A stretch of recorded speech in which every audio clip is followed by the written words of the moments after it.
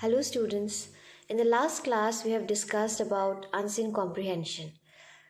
We have come to know about how to write an unseen comprehension, what are the things should be avoided, what things should be added while writing an unseen comprehension.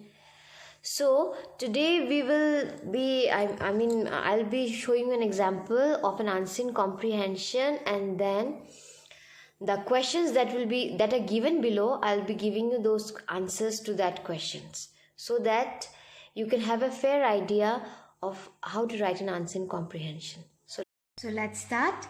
See, there is a question. Read the following passage and answer the questions that follow. This is an unseen comprehension. So the paragraph is 3/4 of the earth is covered by the sea, which both separates and unites the various races of mankind. The sea is the great highway along which man may travel at his will, the great road that has no walls or hedges hemming it in. Nobody needs to keep it in good repair with the help of pickaxe and barrels of tar and steam rollers.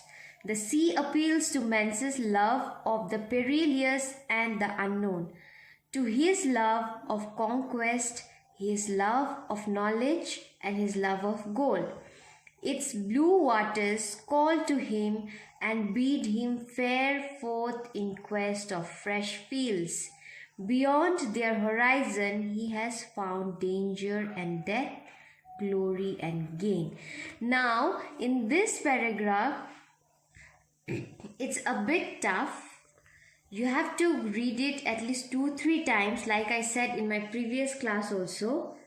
You need to understand what the meaning is lying underneath. What the writer is saying in this paragraph. If you can understand this paragraph properly, then only you can understand the below 3 questions. Here the writer is saying about that the sea separates and writes the various races of mankind. It is the greatest highway along which may travel, may not travel. It is his own will. He can and he cannot travel. He can use his love of knowledge, his love of gold to yield this thing, or he might not. Okay? Then the great road which does not need any repair. The sea means that you don't need to pave any road. You don't need to make a road of steamroller, star, barrel, pickaxe, hedges, nothing. There's water everywhere. So you don't need to build bridges. You don't need to build roads. You don't need to build great walls. You don't need to build great highways. It's upon your will. You can travel it or you cannot travel it.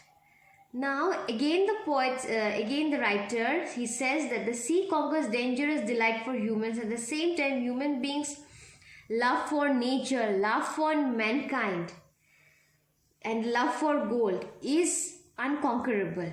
He keeps on conquering it. He thinks of doing this thing. This thing appeals to him. So let's start solving the questions. See the first question. How much of our planet is not covered by sea? Here, see, how much of our planet is not covered by sea? So here, what is the first line? 3/4 of the earth is covered by sea. Here, this question is a bit tricky. Here, the question is not being asked how much part of the earth is covered by sea. They have asked how much part of the planet is covered by sea. How much the sea has covered.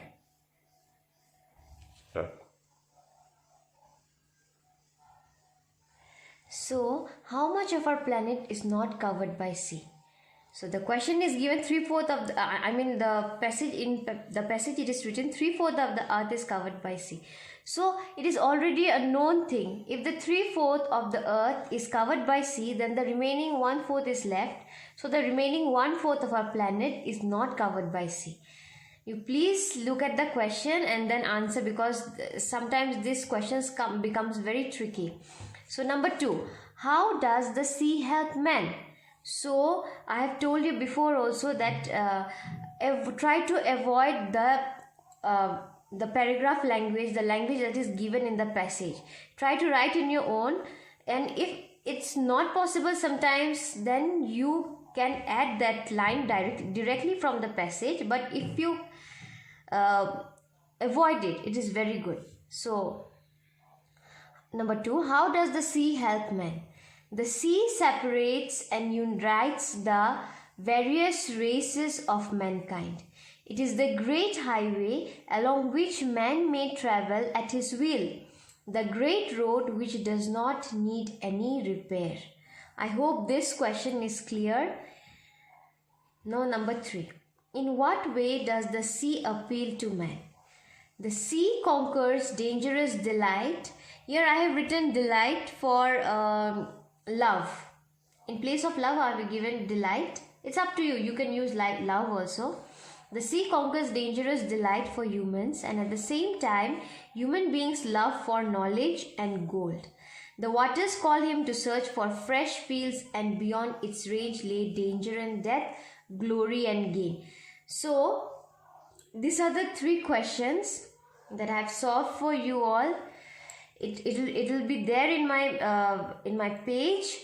If you want, you can write it down. It's a solved one, so it will be helpful for you. Likewise, the way I have solved this question, likewise the same you will be doing it if the other unseen comprehension, you will be solving it in this way. Thank you.